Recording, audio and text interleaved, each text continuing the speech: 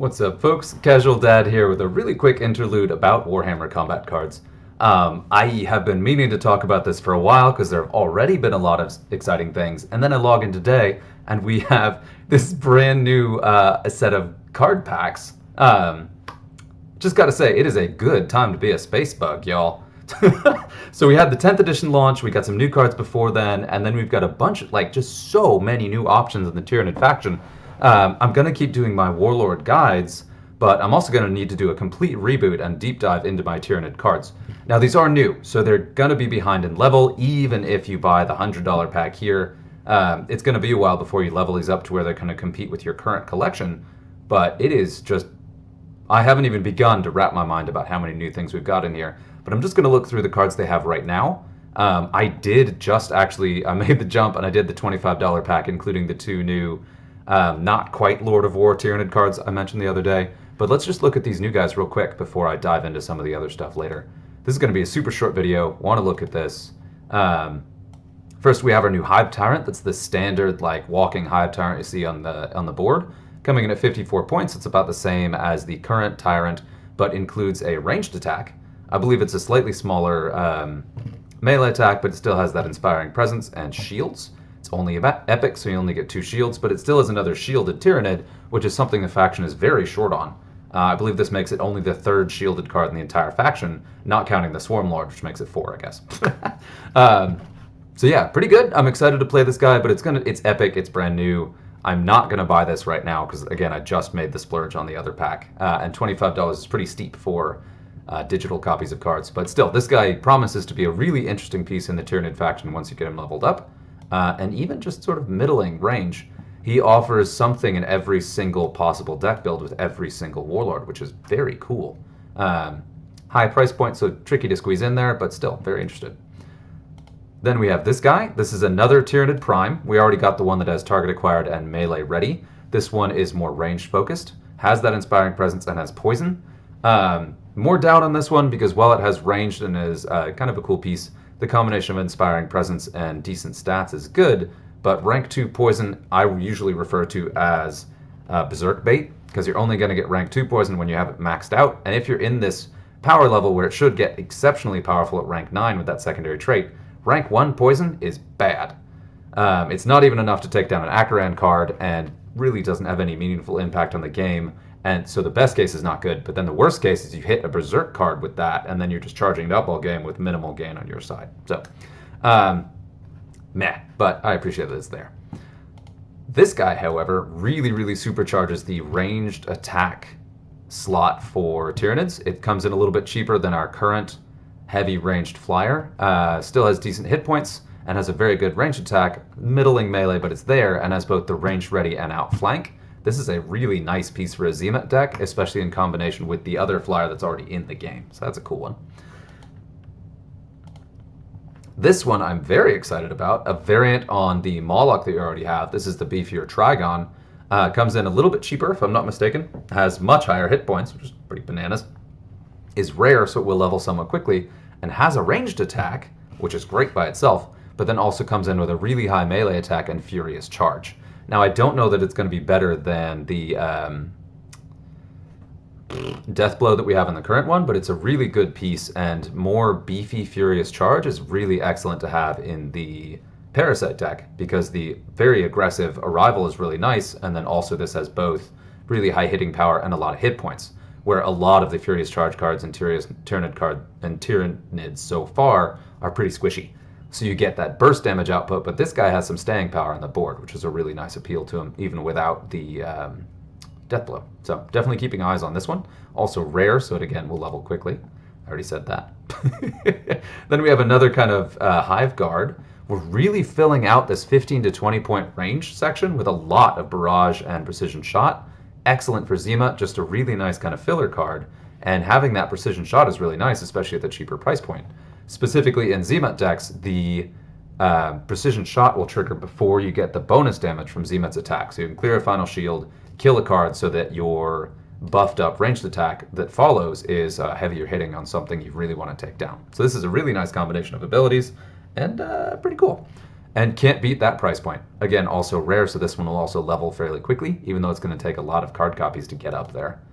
And last but not least, we have another Tyrannocyte, or this is the alternative version, the Shooty Sporocyst.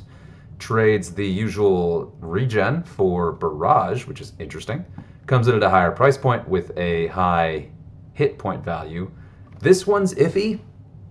I like the combination of Barrage and high hit points, but it's also a very high cost point, and I don't know that without any kind of defensive ability, this is going to compete aggressively with the existing ones. But that Barrage is nice, and having more Barrage in Tyranids is really, really good. With this, they may be actually one of the most Barrage-heavy decks in the game, because we just talked about that Hive Guard. There's already a bunch of cards in that range that have Barrage, and this going on there as well really spikes that. So you could do an all-Barrage shooting deck that could be put out insane amounts of damage to spread over the whole board. So that's, yeah, interesting. So there's that. Let me check the other packs and see if there's anything that's only in the elite ones. There's not. You just get the extra copies. But jumping down a little bit here too, we've also just seen the new combat patrol boxes. And I'd love to see this because I do like to spend a little money here and there to support the developers because I play this game a lot and really enjoy it. That they're offering packs that are under $5 for some meaningful cards is really nice. Because this would be like going to the store and buying a booster pack or less. Great start for brand new players getting into it who are missing a couple Warlords, because these have guaranteed Warlords. Got some Votann cards in there too.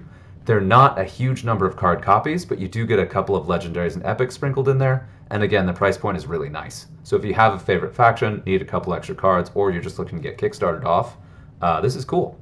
So I could grab this one for $3 and get 6 copies of this guy, which I don't have, which again is a Furious Charge, which is nice. And once you get the card in your collection, you are more likely to get drops of that card and will then level it up further on. So that's pretty cool. I do hope they've got the banners on here saying they're discounted. I do hope they keep doing this because if they have more under $5 packs or what's that, I would buy a lot more often even than a battle pass or a more expensive pack, which I'm saying live on video, hoping that some of the devs watch this and will kind of get that because I do think I love this game. I want to support it. I don't want to drop $25 a month on new releases, even for stuff I want. So like the budget stuff is really cool. And these packs are excellent. Another case of this being really good for the space bugs. Like this, it's $20, yes, but you get 2 copies of the Death Leaper, which is a monster. Yeah, if you don't have Death Leaper, if you want it, I would definitely recommend kind of eyeing that pack. Again, it's on the upper end of the price scale. I do think that Legendaries and Epics are usually dramatically overpriced, which I appreciate because that keeps them from getting completely saturated in the game, but also it's a bummer for people looking to pick them up who haven't gotten them by random chance. So again, I appreciate these that let you get access to a couple legendary cards, especially Warlords, at a decent price point. That's really cool. These are kind of more in the typical price point, although this one is very, very tempting. Again, that $4 bundle, that always looks pretty nice. So yeah, and then we have these guys, the typical ones there. So that's then we have these. These are bad. Yeah, just say these are bad. Don't buy these. Don't spend your plasma on these because you look at this card pool, and always look at the card pool before you buy a random pack. And we've got these epics and legendaries. These look really tempting, but look at how deep this thing is. Look at this. You could buy the expensive version of these packs, this guy right here, and you could get 200 copies of this page right here, which is not. Don't do it. Just don't do it. Unless you really want to, but I really don't recommend it. If you're just starting out and really want to get deep into Tyranids, it's not the worst purchase. But if you're at anywhere deep there, it's not going to do you any good. You'll probably barely get any levels out of that, and probably won't get any advanced ones either. These are a little bit more specific.